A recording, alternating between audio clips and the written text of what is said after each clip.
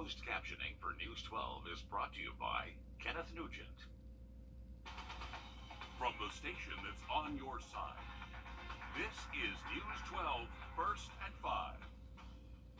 First at 5, the woman who died after falling out of a deputy's patrol car, laid to rest today in Atlanta. We're going to hear from the civil rights icon who led those funeral services and a look at a call for action in her case.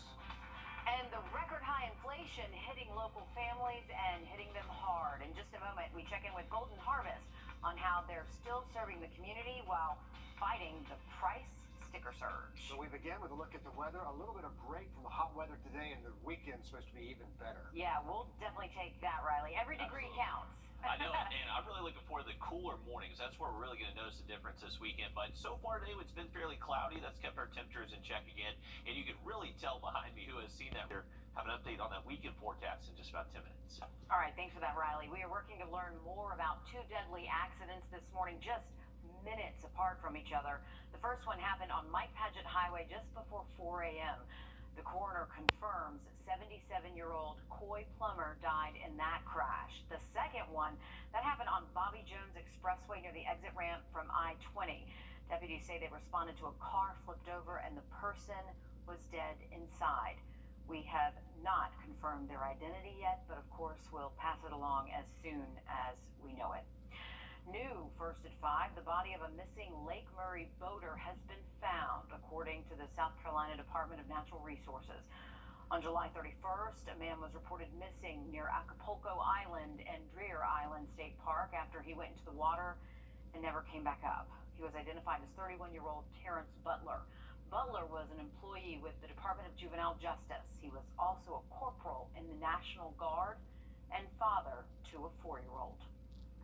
Family and friends of Breonna Greer were in Atlanta today. They laid her to rest and reflected on a life lost so soon. In July, Greer's mother called the Hancock County Sheriff's Office because her daughter was having what she called a mental health crisis. Deputies detained Breonna, but after her arrest, she fell out of that moving patrol car, slipped into a coma, and later died. She was 28 years old. The GBI says Breonna suffered 2 skull fractures. An independent pathologist found she died of blunt force trauma to the brain. Greer's family and civil rights leaders calling for answers in the case. But what was the police thinking? She may have had an episode. What were they having? That they had not secured who they arrested in the back of the cruiser. The issue is not Breonna's mind. The issue is their mind. And the mind of law enforcement in the county that lit this up. Also new at 5, bond revoked for a man accused of his role in an insurance fraud scheme with Alec Murdaugh. Curtis Eddie Smith, charged by SLED with 4 counts of money laundering, 3 counts of forgery, and criminal conspiracy earlier this year. The judge revoked his bond today, saying he violated the terms of his house arrest and potentially had misled the courts on his financial status. Meanwhile, thousands of music lovers will not be in Atlanta this month after the cancellation of a major music festival. The cancellation of Music Midtown being blamed by some on a Georgia Supreme Court decision that outlined limits on the ability of private companies to ban guns on public property. The ruling stemmed from a 2014 state law that expanded the location where guns were allowed. How about some good news for you? Maybe you've noticed prices are falling at the pump, and we're seeing hints inflation is just beginning to cool off. The national average now for a gallon of gas just below $4 a gallon for the first time since March. The inflation rate sitting right around 8.5%, and that's leading to predictions the Fed will raise interest rates again next month. But record inflation is hitting close to home, and more families are turning to food banks for help. Our Nick Veland is breaking down what local organizations like the Golden Harvest Food Bank have seen this summer.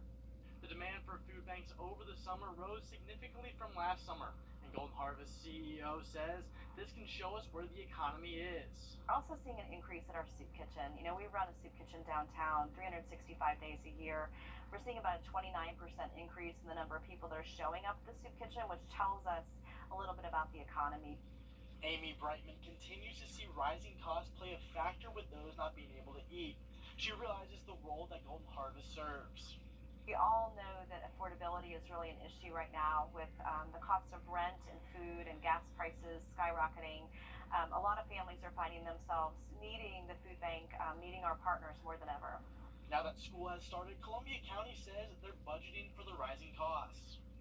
Inflation has resulted in higher food costs and goods costs, of course, and so we budgeted for that accordingly. But it hasn't impacted the quality of the meals that we're serving or the offerings even that we're serving. That's their plan for the future, even if the costs continue to rise.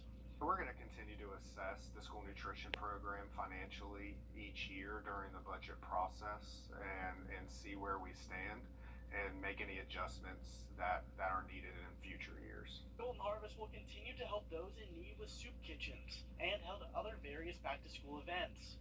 With one of the reasons they're still able to do what they do.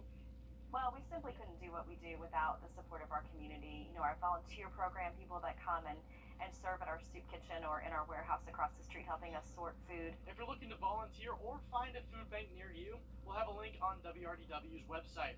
Reporting in Augusta, I'm Nick Veland on your side. And a reminder, if you're looking to qualify for free or reduced school lunches in Columbia County, school officials there tell us that application is available to submit all year long. University System of Georgia just rolled out a new one-stop shop website now available for Georgia parents and students making major college decisions. It's called the Georgia Degrees Pay. Users can compare all 26 public universities and colleges in the university system, and you can compare 2 schools at a time with categories like cost and attendance, future earnings, and even student success rates. The tool also includes information about scholarships and online degrees, so maybe some homework you and your child can do together. Very handy tool. Georgia Degrees Pay even outlines your potential earnings 1, 5, even 10 years after graduation. Like you said, a little homework now, and you'll get a real clear idea of what this career is all about. Yeah, because it can be overwhelming when you start to look at what this college offers and this college offers. This way, you can lay them side by side and look at the benefits of one versus another. I like a cost comparison. That's smart. Yes, it's very helpful, especially if you're a visual person and you need to see all the numbers right there. And we are looking at an active Doppler Max radar this afternoon. We're tracking a good bit of showers and storms that will continue tomorrow, but changes for the weekend. Full forecast just after the break. And also ahead, they're calling it a fire phenomenon. We're inside a brush fire that creates 2 unusual formations. Now at abctix.com. Whoa, okay, watch this. You see that there in the corner? That is an explosion in Indiana. At least 3 people are dead as a result of this. One other person is in the hospital recovering from the blast injuries. Look at the aftermath. 39 houses were damaged from the debris of this. So far, no official word on how many people are displaced as this investigation gets underway. So it's still a mystery this afternoon. Yeah. I'm sure they are looking for clues. Wow. As firefighters tackle a brush fire, a couple of intense fire phenomenons are actually caught on camera. And a last-second rescue unfolds in a massive sinkhole. Jeremy Roth has these stories. A serious situation turned surreal in Southern California when firefighters witnessed a fire-nado and a smoke-nado spawned from the same brush fire. The so-called Sam Fire started near Gorman and quickly spread to nearly 150 acres. No structures were threatened, but as more than 200 firefighters fought the blaze, strong winds whipped wisps of flames into a whirling inferno known as a fire-nado. The funnel of fire continued to churn, visually charting the movement of the winds with flames. Eventually, the blaze was brought under control, but the strong winds persisted, creating yet another wildfire phenomenon, a towering smoke-nado that reached upward into the sky. A tense situation involving water unfolded in El Paso, Texas, as firefighters and bystanders came together to rescue a woman from a car being dragged into a flooding sinkhole. They were able to pull her out of the back window just moments before the vehicle became submerged and eventually sank. Crews later worked to remove the ruined vehicle from the massive sinkhole, which was caused by a water main break. Finally, watch police in England waste no time breaking into a hot car to rescue a distressed dog trapped inside. Officers quickly gave the overheated pup some water and rushed him to a vet. The UK is experiencing a historic heat wave, but the lesson here is universal. Don't leave pets in a hot car. For Take a Look at This, I'm Jeremy Roth. It's a great reminder. They call it a heat wave. We call it summer in the South. Right. It's dangerous every day. It is, and even just a few minutes leaving a pet, a child in a car, it can be deadly, so don't even risk it. And Riley, it happens in a hurry out there, doesn't it? It does, and we're talking it can happen at temperatures when it's only like 80 degrees outside, as long as you have enough sunshine. So even though we are expecting some relief from that summer heat and humidity this weekend, still could see those temperatures that could reach dangerous levels inside your car. So definitely remember your pets. Here's a look at our headline. Next week, we're back into the 90s, but those early morning temperatures staying in the 60s Saturday and early next week. We are ready for it. Riley, thank you. A fish that was native to Georgia, the lake sturgeon, could be making a comeback. Back in the 70s, the fish was wiped out of the Coosa River. Poor water quality, overfishing to blame. Lake sturgeon are both a sport fish and a highly sought-after meal because their eggs are used in caviar. The Georgia DNR started a program to reintroduce the fish back in 2002, and we're just now seeing the results. It can take 20 years for female sturgeon to reach sexual maturity, so researchers were unsure the project would be successful until now. Polls are popping up in a city near Savannah. A group in Beaufort are looking for Stewartstown. That's the name of a Scottish colony that the roots were back in 1864 there. A group of archaeologists and historians, pretty positive it was here, but there's really no way to be sure until they strike gold, per se, or any remnants of old buildings. Along with over 300 years of buildup, there's one slight hurdle to finding some of those old original Scottish structures.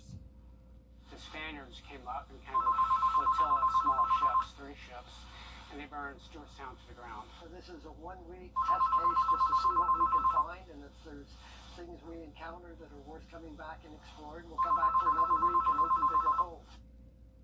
We've been reporting on this for a while, so it's been a while they've been at it. Whether that's the case or not, they're excited to preserve whatever history they find. So they're still looking, and we'll still check back in, see what they find. Lots of neighborhoods have popped up in all these years, and so they're having to go in people's yards to make all this happen and uncover history. Okay, after the break, we're going to meet a 9-year-old with big dreams in this week's Grammy Hope.